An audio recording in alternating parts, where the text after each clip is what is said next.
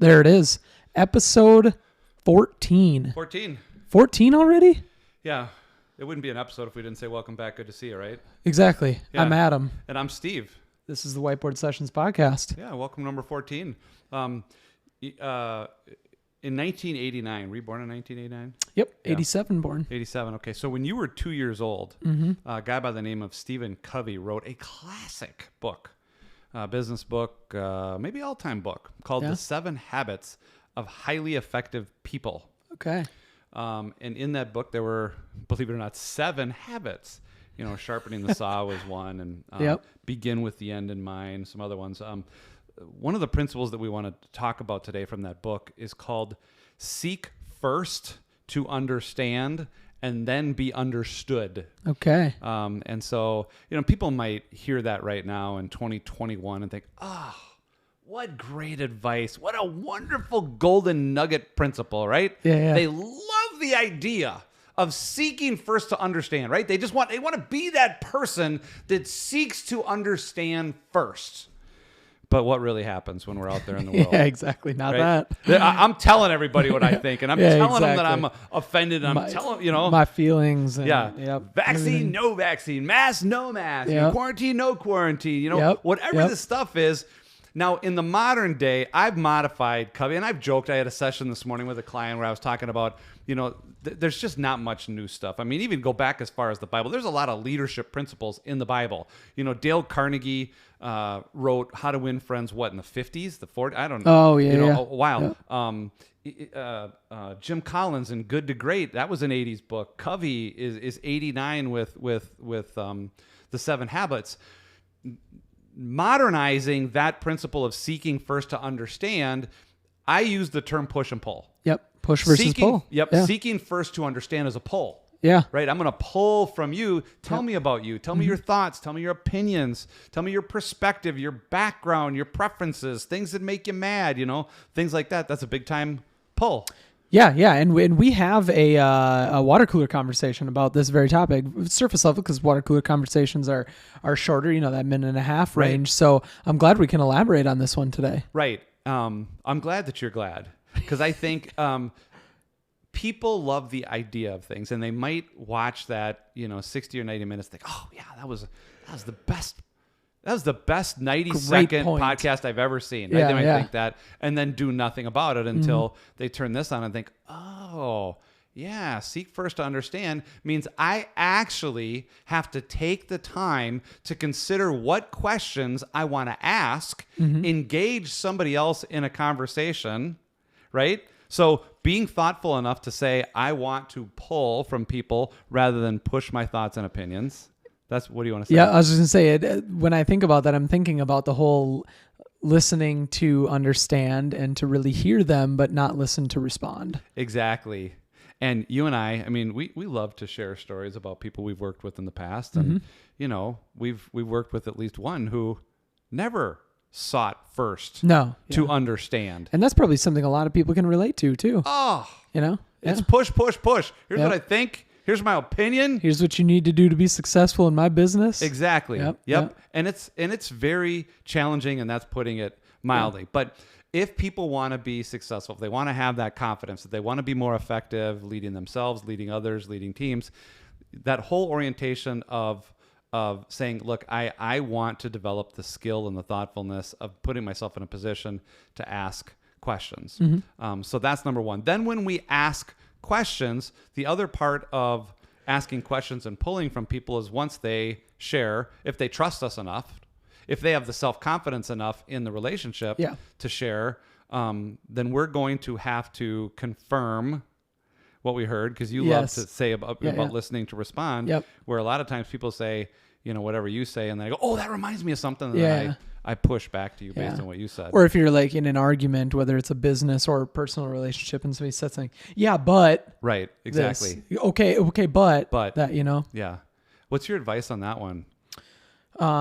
What part? Well, sometimes people say don't use the word but. They'll say And use the and. Yeah, because Yeah. I think when you say but, you're kind of negating everything that Right. came before it. Right. Right. But if you use and, it's like, okay, I hear you, I understand. And on top of that, Yes. or just and in conjunction with that, here's maybe my side of the view, or yes, that's true. And here's another Right. piece of Right. information for you. And just make no mistake, at this point in the conversation, we're making the choice at that point not to pull anymore, right? We've made the choice for whatever reason to stop and put our push back a little bit, right? exactly. To push some information or perspective or a story. Yep. Yeah. And that's a great point, because you could instead of saying, well, and how about this as a response, you could say, I hear you. What about that? Or what I'm hearing you say, Yes. well, what I'm feeling or hearing you say is this. Yep. Because of what you said. Is that true? Or can you elaborate on that? Or a follow-up question or something to clarify more? Exactly. So this is where we get into perfect lead-in, by the way, because we didn't talk about this ahead of time. Everybody knows the rules. Yeah, One of us. this is we spontaneous. we didn't say this in the beginning, Right. but if this is your first podcast, Yeah. the past 13, Yes. one of us comes up with the topic, the other one doesn't know what it is, and what you get is authentic feedback. This is how we work together. This is how we work with clients. It's authentic as can be. Yes. Yeah.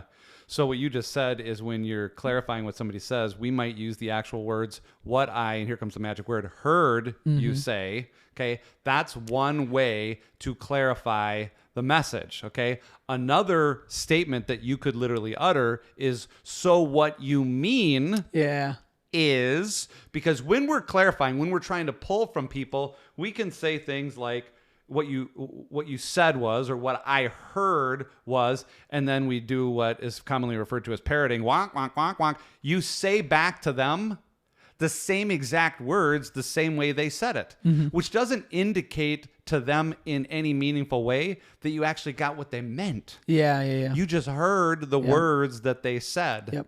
And so when we clarify that stuff, we're just clarifying the words we heard rather than what the meaning of those words were to me and how that meaning compares with the meaning that you used when we were having that conversation. Yeah. I think, and let me clarify with what you were just saying. Do you prefer when people say, so what I'm hearing you say is X, Y, and Z, or do you prefer when people say, so what you're meaning is X, Y, and Z? Yeah. So that's a great question, because when relationships are strained, when we don't know people, a word choice can make us hypersensitive, right? So a bad word choice in a low trust relationship will trigger something where it's like, oh, I don't like the way you asked that. When there's a high trust deal, I don't give a crap what you say, whether it's heard or said or mean. Yep. I just know that your true intent deep in your heart is the desire to understand where I'm coming from, to literally seek. Yeah, well, and that's a great point. I think the vulnerability in the relationships that you have, whether it's personal or professional, is where that you have that greater capacity for that. Yes. Just like you said, because if it's a heated moment, there's not a lot of trust, there's not a lot of vulnerability or anything like that. Yeah, you could say the one wrong thing and it just keeps escalating the situation. Exactly. But if you're pulling and truly meaning to understand what that is that they're trying to tell you, or what you're trying to have a conversation is where some abrasion is, what whatever it may be, what the situation is, you both want to get to the bottom of it. Yes. Whereas if it's not that particular situation, it might just be you both are thinking you want to get to separate outcomes. Yeah. See, this is why I love working with you, because it's there's a lead into what you said where you're coming from, where I'm coming from, and I think where most people that we find value in working with are coming from is what you just said, which is both parties want to get to the bottom of something. Yep. When in reality, and this is another part about seeking first to understand, there are some people that don't want to be understood. Yeah. They're obfuscating facts. They're putting up a facade. There's some things that they don't want you to know. And the more that you ask good question, and as you said, try to get to the bottom of it, the walls are gonna go up. Shields up, right? I might be vulnerable. They might learn something that I don't want them to know, which is gonna cost me some power, some leverage, or some influence.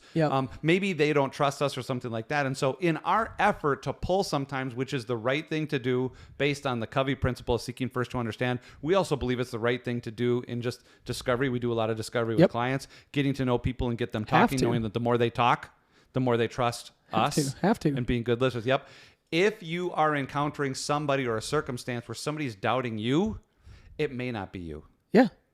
I mean, this whole thing kind of reminds me of another thing that, you talk about in business, making data-driven decisions. Yes. Right? If you don't have all the data, Yeah. you don't know what your core demographic is, or you don't know what they need or want or expect or whatever. The more data you can get, the better decision you can make. Absolutely. Whether that's in marketing or communication or finance or any aspect or function of your business. So just like with you, if you pull and you keep pulling, you keep getting more data, you can understand better, you can hear them out better, you can get to the bottom of those things. But if they don't want to give you all the data, it makes it pretty difficult too. Absolutely. Because if they don't want to give you the data, that could be a trust issue or something else in there. If they don't understand the data, if they don't have the data, if they didn't look it up, those are other things. That the data is one thing, and somebody's ability to execute on that, whether it's from a trust standpoint where they don't want to tell you that, you may like the data they're giving you,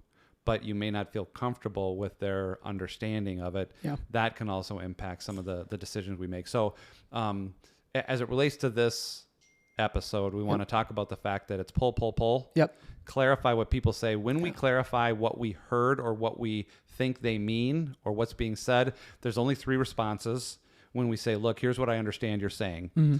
And they'll say, yes, that's exactly it. You're a genius. And you'll see a look of absolute, utter satisfaction because people love to be understood. Yep. They love it when they connect with people and somebody gets them. Okay. So that's the first response you'll get when clarifying what you heard, when you're pulling. Second response is, no, you're an idiot. That's not at all what I said. Yeah. Okay. Are you even listening to me? Exactly. And in some cases, you heard them exactly, but you're just having a misfire, and we can get more into that on a different episode. The third and most common response when clarifying a pull is not, yes, that's it. No, it's not. The third response is, well, that's kind of. Yeah, it's kind of what I meant. And sometimes when people hear their thoughts bounce back to them, it's like, yeah, that is what I said, and that's mostly what I meant. But now that I heard it come out of your mouth, here's what I really mean. Yeah. That's or here's an addendum to it. Exactly. And that's where a truly successful pull comes to a completion, because the person, and this is important, they better understand themselves. Mm-hmm. Yeah. And when they get to a place where they better understand themselves and we're there to witness the whole thing, we now understand them as well. Well, and they might come to a clarification like, oh yeah, I guess maybe I didn't quite mean it like that. Or you know what I mean? They might change their perception of what they were initially putting out to understand. Yeah, so exactly. I think that's great. Yeah. I think that's great. On that note, I mean, I think that's a good point to end it on that completion and that discovery. We'll complete this episode too. Episode 14. You got it. 7 principles times 2, 14. The math is there. Unbelievable. All right. Thanks, guys. We'll see ya. See ya.